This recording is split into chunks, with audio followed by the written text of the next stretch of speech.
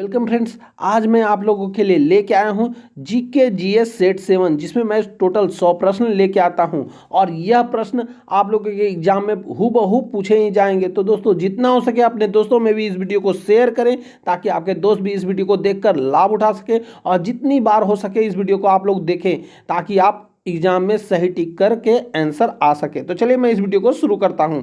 आज का हमारा पहला प्रश्न है, निर्विरोध चुने जाने वाले एकमात्र राष्ट्रपति कौन थे? तो यह थे नीलम संजीव रेड्डी जी। हमारा अगला प्रश्न है, किसे सितार और तबले का जनक माना जाता है? दोस्तों, यह वेरी वेरी इंपॉर्टेंट क्वेश्चन है दोस्तों, और एग्जाम में पूछा ही जाएगा, तो आप नोट कर लेंगे। अमीर खुसरो जी हैं सितार और तबले का जनक। हमारा अगला प्रश्न, विश्व का सबसे ऊंचा पठार कौन सा है? दोस्तों, यह एग्जाम हूबहू एग्जाम में पूछा जाने वाला प्रश्न है। तो दोस्तों, यह है पामीर या तिब्बत का पठार। हमारा अगला प्रश्न है, योजना आयोग का अध्यक्ष कौन होता है?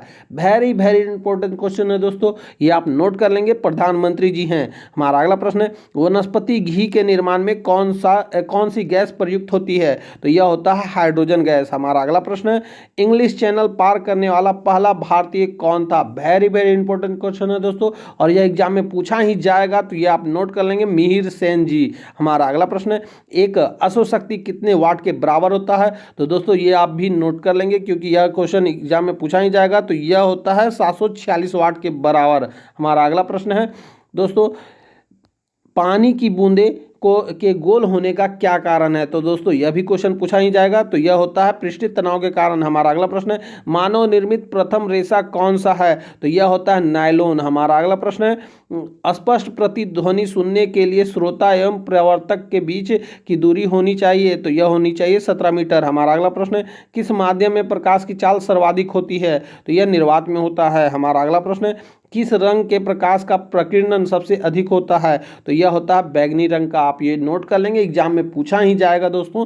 हमारा अगला प्रश्न है, वाहनों की हेडलाइट में किस दर्पण का उपयोग किया जाता है? यह भी क्वेश्चन पूछा ही जाने वाला है, तो यह होता है अवतल दर्पण। हमारा अगला प्रश्न है, आकाश में तारे टिमटिमाते हैं, क्यों दिखाई देते हैं? तो यह कारण है प्रकाश के अपवर्तन के कारण। हमारा अगला प्रश्न है, प्राथमिक रंग किसे कहा जाता है? तो यह होता है लाल, हरा और नीला। हमारा अगला प्रश्न है, वायुयानों के टायरों में कौन सी गैस भरी जाती है? ये आप नोट कर लेंगे, हीलियम गैस भरी जाती है। हमारा अगला प्रश्न है, टाका धातु या सोल्डर में किस धातु का मिश्रण होता है? दोस्तों, वेरी वेरी इंपॉर्टेंट क्वेश्चन है, तो यह होता है टीन व सीसा का। हमारा अगला प्रश्न है, ग्लूकोमा रोग शरीर के किस अंग से संबंधित है? तो दोस्तों, यह हमारे आंख से संबंधित है। हमारा अगला प्रश्न है, विश्व की पहली महिला अंतरिक्ष यात्री का नाम क्या है?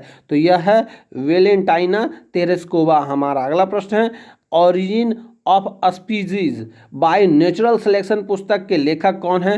तो दोस्तों, यह भी क्वेश्चन एग्जाम में पूछा ही जाएगा, तो यह है चार्ल्स डार्विन जी। हमारा अगला प्रश्न है, सिनेबार किस धातु का अयस्क है? तो यह अयस्क है पारा या मरकरी का। हमारा अगला प्रश्न है, कौन सा यंत्र दूध में पानी की मात्रा मापने के लिए प्रयोग किया जाता है? तो दोस्तों, यह किया जाता है लैक्टो अम्ल का।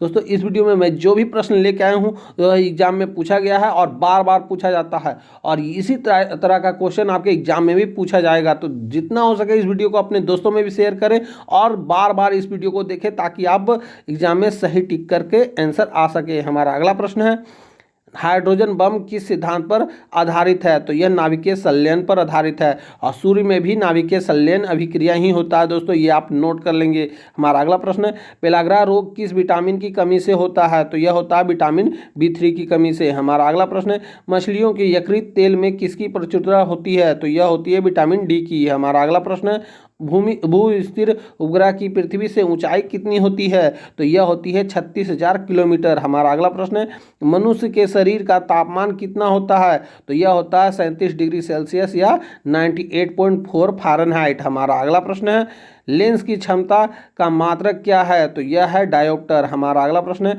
कंप्यूटर की आईसी चिप किस पदार्थ की बनी होती है? तो यह बनी होती है सिलिकॉन की। हमारा अगला प्रश्न है, पारसेक किसकी इकाई है? तो यह खगोलीय दूरी की इकाई है। हमारा अगला प्रश्न है, पानी का घनत्व अधिकतम किस तापमान पर होता है? तो यह होता है 4 डिग्री सेल्सियस पर। हमारा अगला प्रश्न है, प्रसारव तरंगों की आवृत्ति कितनी होती है?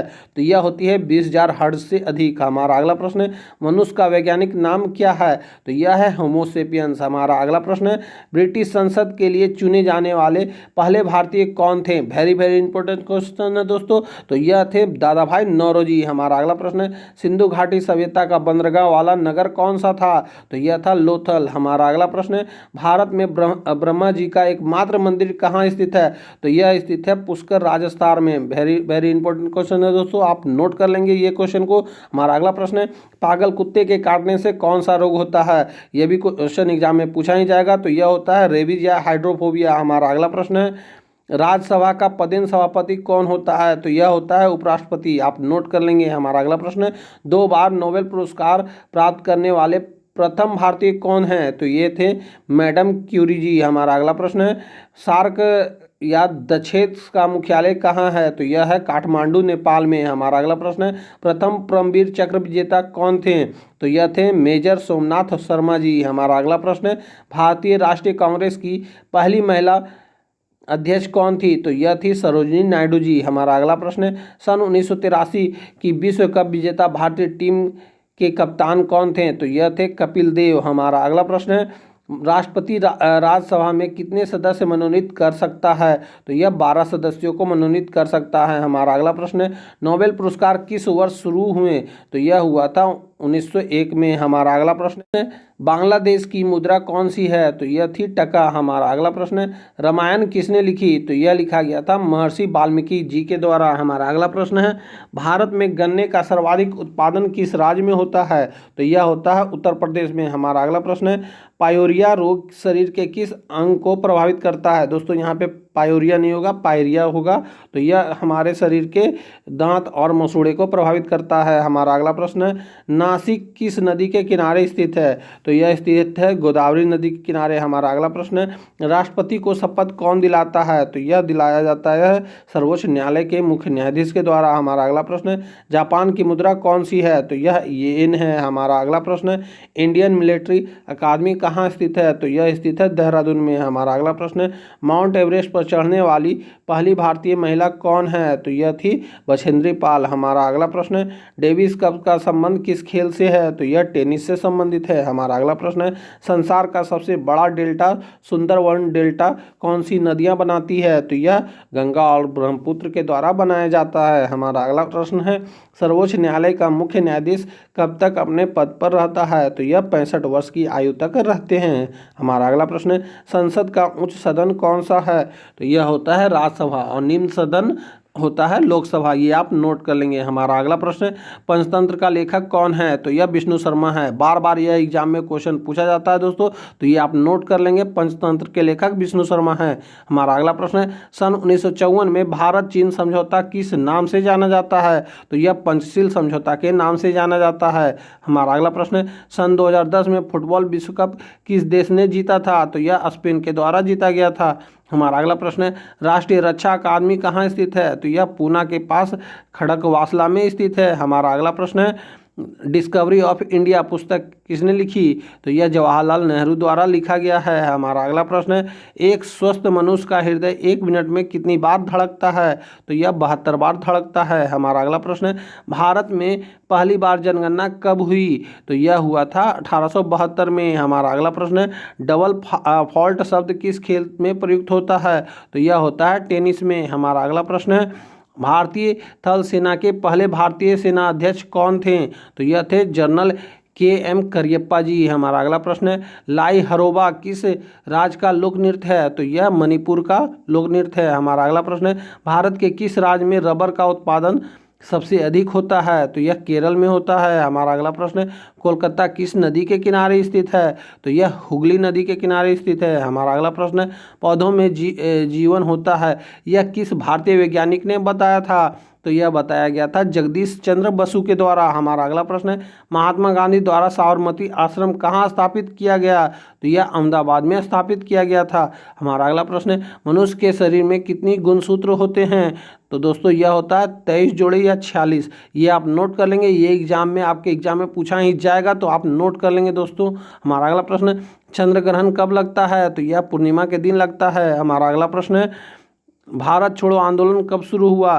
तो यह हुआ था 8 अगस्त 1942 को। हमारा अगला प्रश्न है, मनुष्य के शरीर का समान रक्तदाब कितना होता है? तो यह होता है 80 से 120। ये दोनों क्वेश्चन काफ़ी इंपॉर्टेंट थे दोस्तों, यह एग्जाम में पूछा गया प्रश्न था। हमारा अगला प्रश्न है, उत्तरी गोलार्ध में सबसे छोटा दिन कब होता है? तो यह होता है 22 दिसंबर को। हमारा अगला प्रश्न है, रामचरितमानस किसने लिखी? तो यह लिखा गया था तुलसीदास जी के द्वारा। हमारा अगला प्रश्न है, प्रथम एशियाई खेल कब और कहाँ आयोजित किए गए? तो यह किया गया था मई 1951 में नई दिल्ली में। हमारा अगला प्रश्न है, वायुमंडलीय दाब किस यंत्र से मापा जाता है? तो यह बैरोमीटर के द्वारा मापा जाता है। हमारा अगला प्रश्न है, टेस्ट मैचों की एक पारी में सभी 10 विकेट लेने वाला भारतीय कौन है? तो यह थे अनिल कुंबले जी। हमारा अगला प्रश्न है, सन 2018 में फुटबॉल विश्व कप कहाँ हुआ था? ये होगा दोस्तों, यहाँ पे मिस प्रिंट हो गया, तो यह था रूस में। हमारा अगला प्रश्न है, संसार में सर्वाधिक जनसंख्या वाला देश कौन सा है? तो यह था चीन। हमारा अगला प्रश्न है, सर्वग्राही रक्त समूह कौन सा है? तो यह है AB। हमारा अगला प्रश्न है, अर्जुन पुरस्कार किस वर्ष शुरू हुए? तो यह हुआ था 1961 में। हमारा अगला प्रश्न है, असहयोग आंदोलन किस वर्ष शुरू हुआ था? तो यह हुआ था 1920 में। हमारा अगला प्रश्न है, पेनाल्टी स्ट्रोक किस खेल में प्रयुक्त होता है? तो यह होता है हॉकी में। हमारा अगला प्रश्न है, भारतीय संसद का निम्न सदन कौन सा है? तो यह होता है लोकसभा, और उच्च सदन राज्यसभा होता है। हमारा अगला प्रश्न है, सिख धर्म की स्थापना किसने की थी? तो यह गुरु नानक देव जी के द्वारा स्थापना किया गया था। हमारा अगला प्रश्न है, भारत में जनगणना कितने वर्षों बाद होता है? तो यह होता है 10 वर्षों के बाद। हमारा अगला प्रश्न है, मेघदूत किसकी रचना है? तो यह कालिदास की द्वारा रचना किया गया है। हमारा अगला प्रश्न है, भारत की स्वतंत्रता के समय ब्रिटेन के प्रधानमंत्री कौन थे? तो यह थे क्लेमेंट एटली जी। हमारा अगला प्रश्न है, एक्जिमा रोग शरीर के किस अंग को प्रभावित करता है? तो यह त्वचा को प्रभावित करता है। हमारा अगला प्रश्न है, स्काउट एंड गाइड संस्था की स्थापना किसने की? तो यह किया गया था रॉबर्ट वाल्डेन पावेल के द्वारा। हमारा अगला प्रश्न है, संसार का सबसे बड़ा महासागर कौन सा है? तो यह प्रशांत महासागर है। हमारा अगला प्रश्न है, प्लांटी किक शब्द किस खेल में प्रयुक्त होता है? तो यह फुटबॉल में होता है। हमारा अगला प्रश्न है, रणजी ट्रॉफी का संबंध किस खेल से है? तो यह क्रिकेट से है। हमारा अगला प्रश्न है, ज्ञानपीठ पुरस्कार किस क्षेत्र से संबंधित है? तो यह साहित्य के क्षेत्र से संबंधित है। हमारा अगला प्रश्न है, भारत का सर्वोच्च खेल पुरस्कार कौन सा है? तो यह है राजीव गांधी खेल रत्न पुरस्कार। तो दोस्तों यहीं पे हमारा यह वीडियो समाप्त होता है। उम्मीद है कि आपने इस वीडियो को शुरू से अंत तक देखा होगा और आपने इस वीडियो को अपने दोस्तों में भी शेयर किया होगा। अब हम आपसे मिलेंगे अगली वीडियो में, तब तक के लिए जय हिंद, वंदे मातरम।